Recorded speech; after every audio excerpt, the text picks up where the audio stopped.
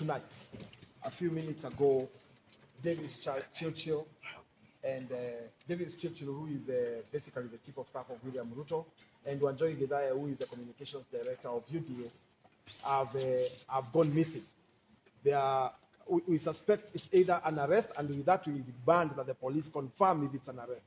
But given that he was speaking to one of our staff when they got missing, we suspect and believe it's a kidnap.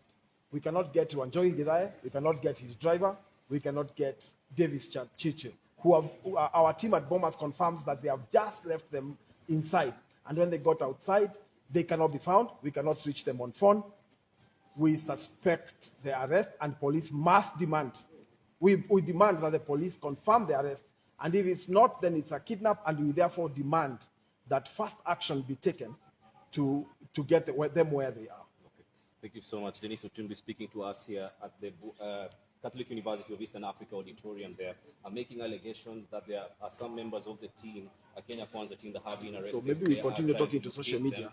They have not been we need to say that we need to find where Davis Churchill is, and where Wanjohi Githaya, the head of communications for the UDA, is. As you realize, the media, even the nation itself, cannot, when we break news, if this was a chief staff of the Raila Odinga, the media would be rolling it live throughout. But as you can see, immediately we got into the media, they withdraw. We suspect and believe that the police have a part in this kidnap, because it is the police who are in charge of Bomas. How can you get arrested or kidnapped within Bomas and not communicate? If it is an arrest, we demand that the IG of police immediately comes out and says why they are arresting Davis Churchill and Wanjohi Githaya, the UDA communications director. If it is a kidnap, we demand that all the security agencies be put out and recover them and give back to this country and to the UDA and Hustler Nation, Wanjohi Githaya and Davis Churchill. This is unfortunate. They started long time ago by pressuring us by making sure that they claimed that we will not be on the ballot. That was 2 years ago. Then they went to all these arrest things on corruption. That did not work. Just a few days before this election, they told us they have the system and the deep state. That did not work. Now the results are here on the UDA portal. All you need to do is do mathematics. Even forget our tallying system. Just do +1 + 1. 1 + 1 will always be 2. It will never be 11.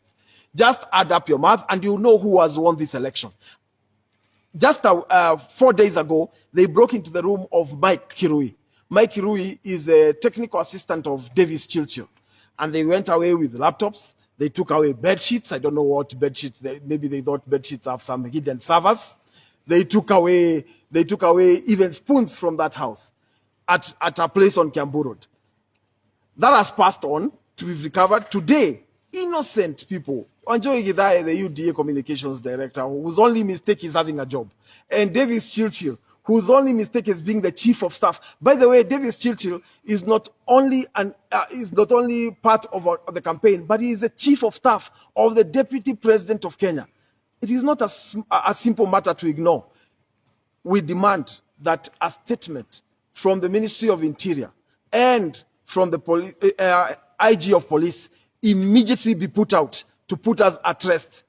Otherwise, we are going to be taking further steps so as to ensure the safety of those two gentlemen. Thank you very much.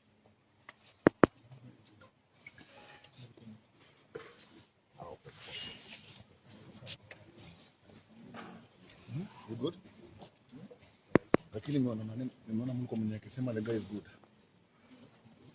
Huh?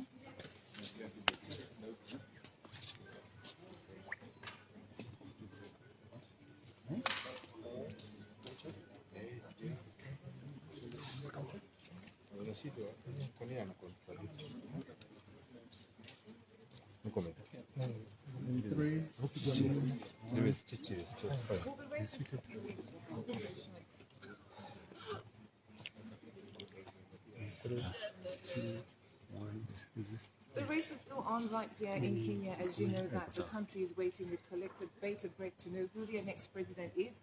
And right now we are at Kenya Kwanza Communication Headquarters at the is it called the Catholic University? Yeah, the Catholic. The Catholic University right here in Nairobi, where we'll be speaking to Dennis Itumbi. Now, Dennis Itumbi is the digital strategic manager of Ruto'S campaign. So, Dennis, good evening. Thank you for joining us. What is the update? Thank you very much. Welcome to Kenya and welcome to the Catholic University. you. Unfortunately, we meet at a time when we are trying to locate some of our staff who are missing a few minutes before this interview. They are leaving Bomas of Kenya, where the national tally is being conducted, and they went missing. We are therefore demanding that the local authorities here ensure that we get them back. Normally, during an arrest, your phones don't go off. But immediately after this arrest, one of the staff was speaking to one of us, and the phone just went off trail. We thought maybe the charge has gone off, so we called the people who they were with, but we can't find the driver, we can't find the chief of staff of the deputy president, and we can't find the UDA communications director, Wandre Githai.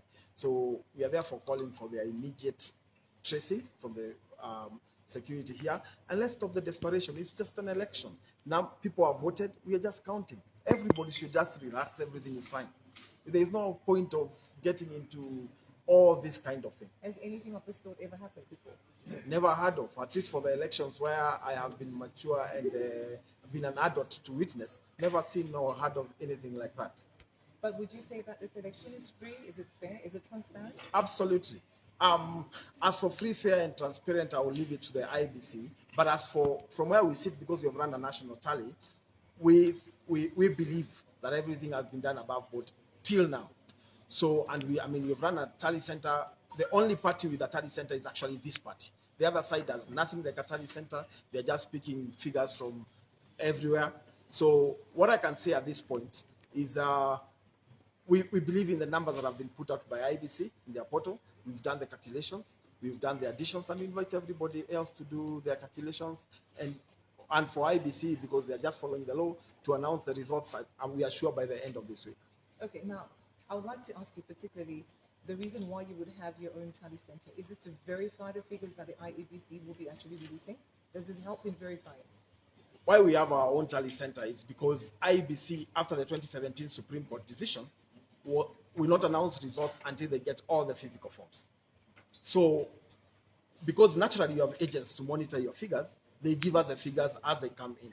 So why we have our tally center, and this means that now we have had 5 by-elections from 2017, which we have had our own tally centers, is to ensure that the numbers we are getting is what IEBC is putting out. It's just a comparative tally center.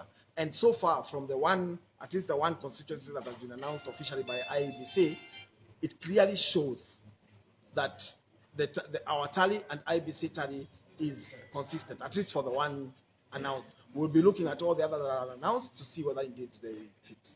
Okay, now, yesterday when I was out and about at the different tallying stations, we came across one tallying station at the Upper Hill School.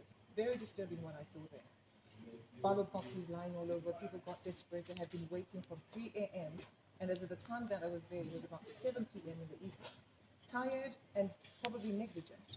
One of the boxes even had a seal that was broken. Would you have knowledge of what is happening there? And if so, what will be the way forward? Well, I would leave that because I don't have this.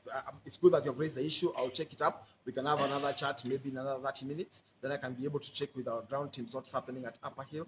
But as for the ballot boxes strewn everywhere and number of people coming in, I would assume those are the presiding officers at the polling station going to the constituency tallying center with the ballots that have already been counted, and therefore they are taking it up there so that you fill a certain form called 34B, which is a clear record of all the results announced in the different polling stations. But because I do not have the details of that specific polling center, you give me a few times so I can verify with our ground teams, and then I'm able to speak to you. All right, so what is Kenya Kwanza expecting? In the next few days, I'm sure we'll have the announcement, as Kenyans would know who their next 5th presidential leader would be. Well, we are confident.